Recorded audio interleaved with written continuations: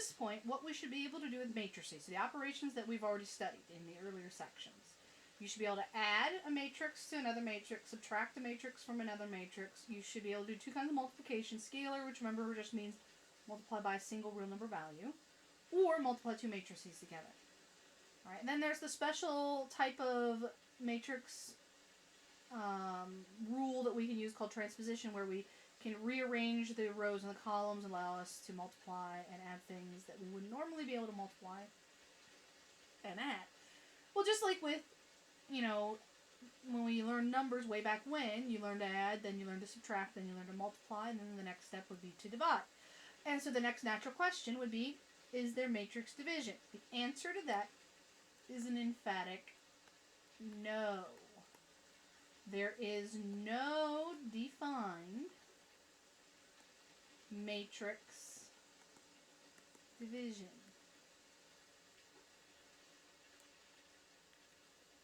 You can't take some matrix A divided by some matrix B. You can't do that.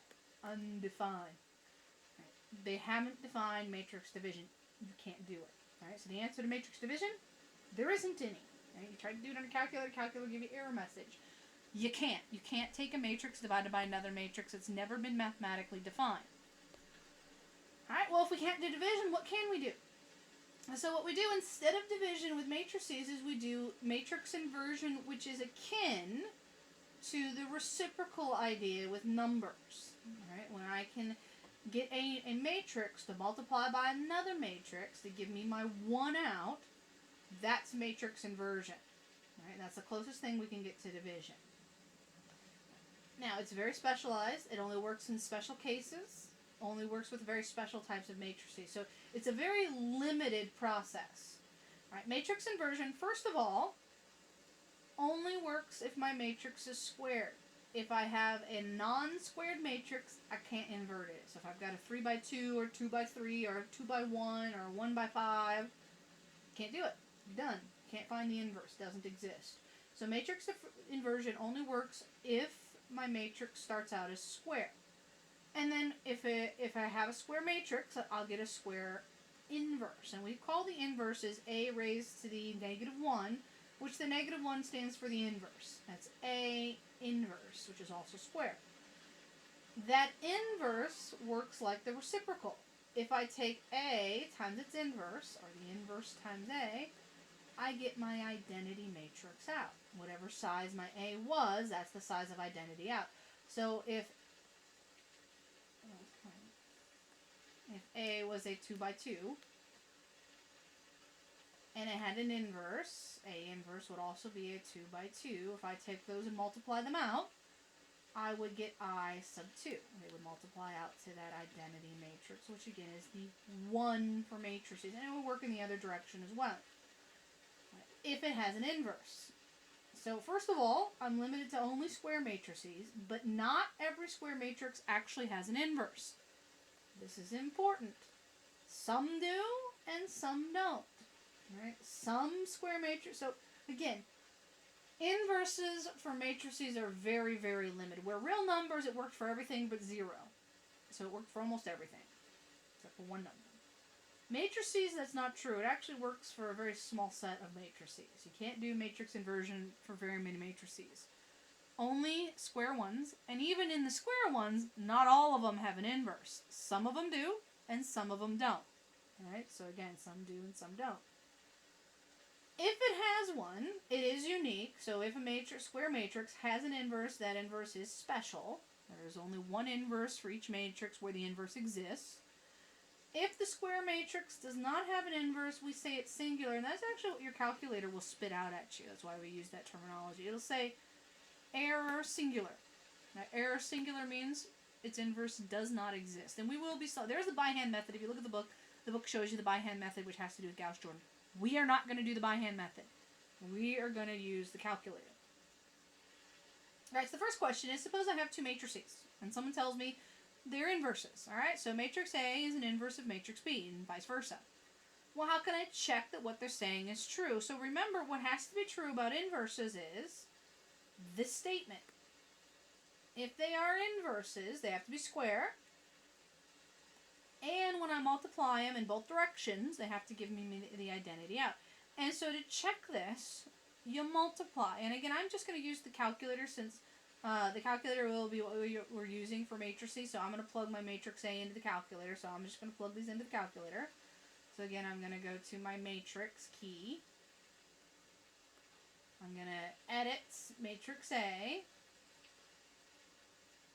And I'm going to plug that 2 by 2, and then I'm going to edit matrix B, and I'm going to plug in that 2 by 2. Alright, so I'm going to go into my matrix, which again, remember, is that x to the negative 1, which that's what we're going to be using when we find inverses. So remember, I have to hit second that x to the negative 1, go over to edit, type in your matrix A, type in your matrix B. Alright, then the check that they're inverses. You have to take matrix A, multiply it by matrix B. What do you get? And then flip it around. Take matrix B and multiply it by matrix A. What do you get? And so again, type them in. Multiply A. So again, once you type them in, then you go in, select the name A, times, select the name B, times. And you can only do one time. So A times B. Hit enter, and it should give you out 1001, which is our I2. Then check it in the other direction. Flip, and you do have to check both ways because there are rare cases, but they are out there, where one direction will give me the identity and the other direction won't. So you do have to check both directions. It has to be true, equal both ways. This one is, if you take your B, multiply it by A in that order, it will also give you out the matrix 0, 1, 0, 1. 1, 0, 0, 1, which is identity 2. And so it checks. So yes, they are inverses. And you can write it either B is my A inverse or A is my B inverse. Either way is fine, but they're both inverses. They satisfy the square. When I multiply them in both directions, they will give me my identity matrix out. Well, how do we find them? Right? How do I determine? Well, there is a by hand method. We are not going to use the by hand method. We are going to use the calculator. And I'm just going to write out the steps because my calculator program has stopped working on my screen here. And maybe if I can find a video on YouTube, I might post it there on how to do this. But the steps aren't too bad. What you have to, again, go into your matrix. So you hit, your second x to the negative first to go to your matrix window. You go over to edit. You pick, I'm going to edit matrix A, which is a 3 by 3. So I'm going to plug in this 3 by 3. Just make sure you're very careful that you plug in, you don't mistype anything. Right. Once you've got your matrix A plugged in, then you're going to go back into your matrix, select the name A. Alright, then A should pop up on your home screen. Alright, this should be on your home screen. And then once A is sitting at the top of your home screen, then you're going to hit this button that we've been using for matrices. That's the inverse key. Alright, so you're just going to hit, so if you'll look at your key there, it has X and a negative 1.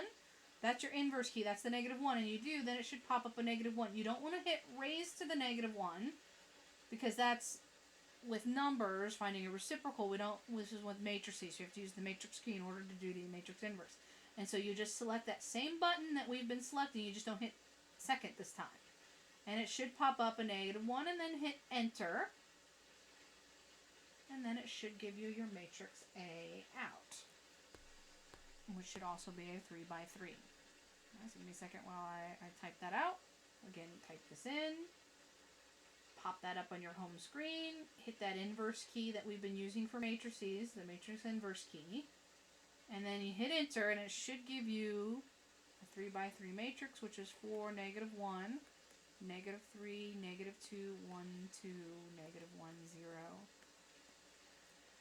You can check it. If you take A and multiply it by that A inverse is one we just found. So if you plug that in your calculator and you plug it in there, it will give you identity 3 out. Same thing if I multiply it in the other order.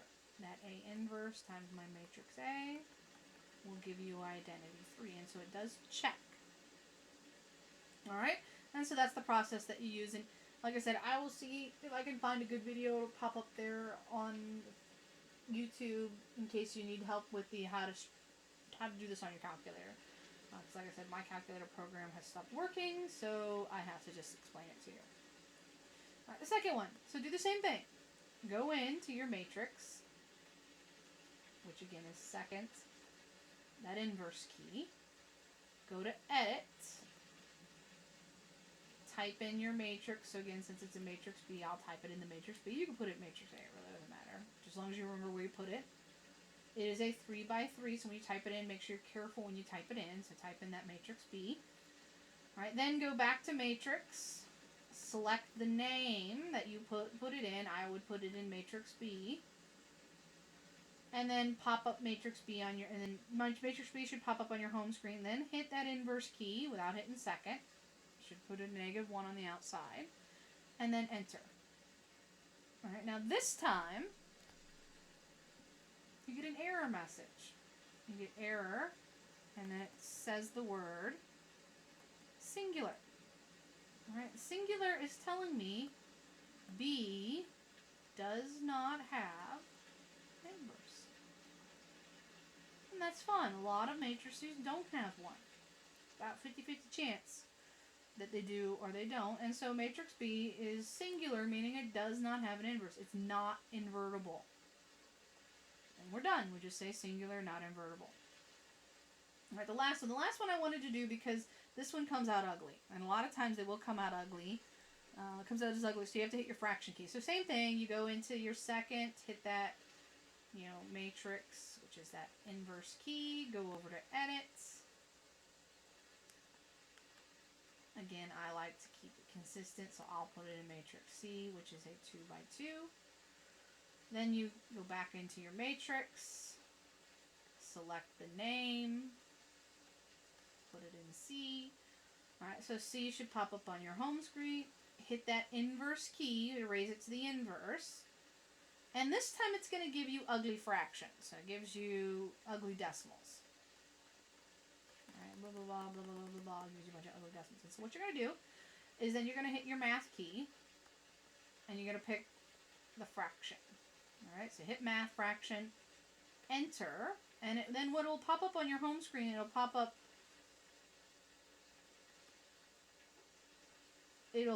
answer with fractions. It means it'll put your previous answer in a fraction. When it does, they are ugly fractions when it pops up. It pops up 1/13, 3 out of 13, -3 out of 13, and 4 out of 13. I'm going to write it over here so it's little. So C inverse is 1/13, -3/13, +3/13, and 4/13. That's the inverse to my original matrix C. Which again, you do have to hit your fraction key. And a lot of times you will. Just like reciprocals are fractions, right? The reciprocal of 2 was 1/2. A lot of times with the inverses, because of the way they work, they'll also be ugly fractions. So you will often have to hit that fraction key when you want to find the inverses. Right? And if you did check that out, if you plugged that in your calculator and you took C times that inverse, it will give you I sub 2 out. And the same thing in the other direction. Inverse times C will give you the I sub 2 out. And it will check if you type them in. Alright, so that's inverses. Alright, the last thing we're going to do is we're going to use them. We're going to use them in one very special type of application, and we'll get there in the last video.